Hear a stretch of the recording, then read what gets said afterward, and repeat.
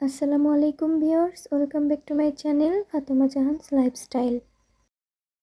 চলে আসলাম নতুন একটা রেসিপি নিয়ে। আশা করছি সবাই অনেক ভালো আছেন। আলহামদুলিল্লাহ আমি অনেক ভালো আছি। আজকে আমি আপনাদের তৈরি করে দেখাবো সিম ভর্তা রেসিপি। একদম সহজভাবে এবং অল্প উপকরণে আজকের এই ভর্তা রেসিপি আপনাদের সাথে শেয়ার করতে চাচ্ছি। আশা করছি আপনাদের অনেক ভালো লাগবে। বন্ধুরা, আমার আজকের এই ভিডিওটি যদি আপনাদের কাছে ভালো লেগে থাকে অবশ্যই লাইক কমেন্ট করে জানাবেন, এবং যারা এখনও আমার চ্যানেলটি সাবস্ক্রাইব করেননি অবশ্যই সাবস্ক্রাইব করবেন, আর যারা সাবস্ক্রাইব করেছেন তাদেরকে অসংখ্য ধন্যবাদ। চলুন তাহলে ভিডিওটি শুরু করা যাক। ভিডিওর শুরুতেই আমি কিছু পরিমাণ সিম নিয়েছি। আমি প্রতিটা সিম চতুর্পাশে ছিলে নিয়েছি এইভাবে করে। এখন চুলায় একটি প্যান বসিয়ে এর মধ্যে সিমগুলো দিয়ে দিচ্ছি সেদ্ধ করে নেওয়ার জন্য।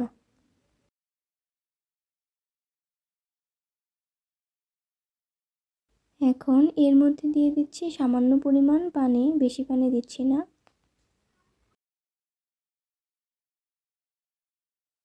এখন আমি সিমগুলোকে 7 থেকে 8 মিনিটের জন্য ঢাকনা দিয়ে ঢেকে দিলাম।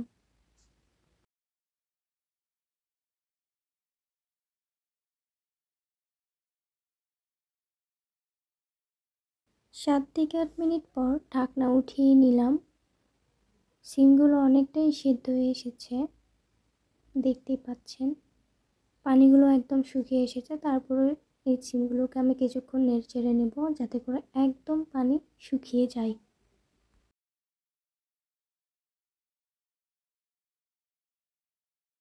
আমার সিমগুলো উঠিয়ে নেওয়ার পর এখন এর মধ্যে পরিমাণ মতো তেল দিয়ে দিলাম। কয়েকটা রসুনের কোয়া এবং মরিচ ভেজে নেব।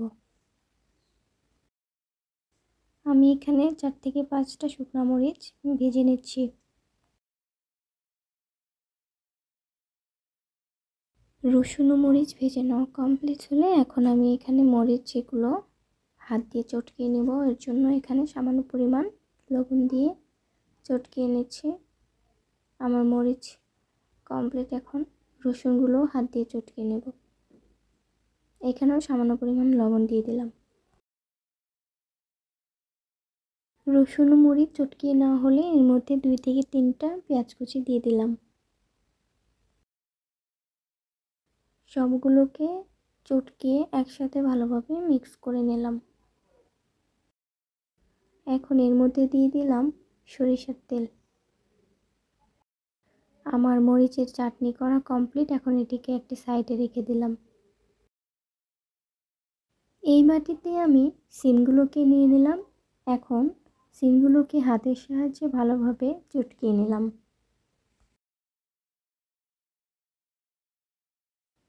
চটকিয়ে নেওয়া হলে এখন এর মধ্যে মরিচের চাটনিগুলো দিয়ে দিলাম এবং একসাথে সবগুলোকে ভালোভাবে মিক্স করলাম। মিক্স করা হয়ে গেলে এর মধ্যে দিয়ে দিচ্ছি সামান্য পরিমাণ ধনিয়া পাতা কুচি। আবারও সবগুলোকে একসাথে ভালোভাবে মিক্স করলাম।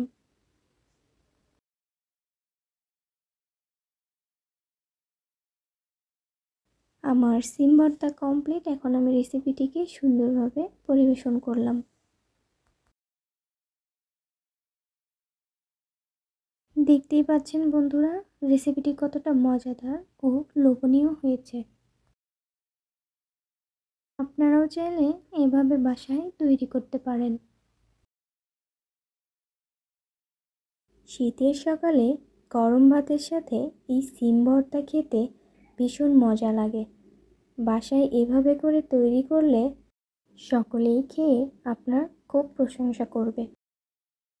বন্ধুরা, খুব সহজভাবে আজকের এই ভর্তা রেসিপিটি আপনাদের সাথে শেয়ার করলাম।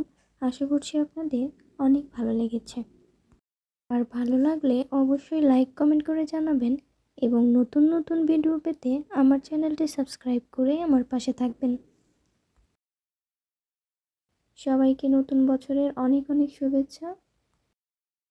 আজ তাহলে চলি বন্ধুরা, চলে আসবো আগামীকাল নতুন কোনো এক রেসিপি নিয়ে। সে পর্যন্ত সবাই ভালো থাকবেন, সুস্থ থাকবেন। আল্লাহ হাফেজ।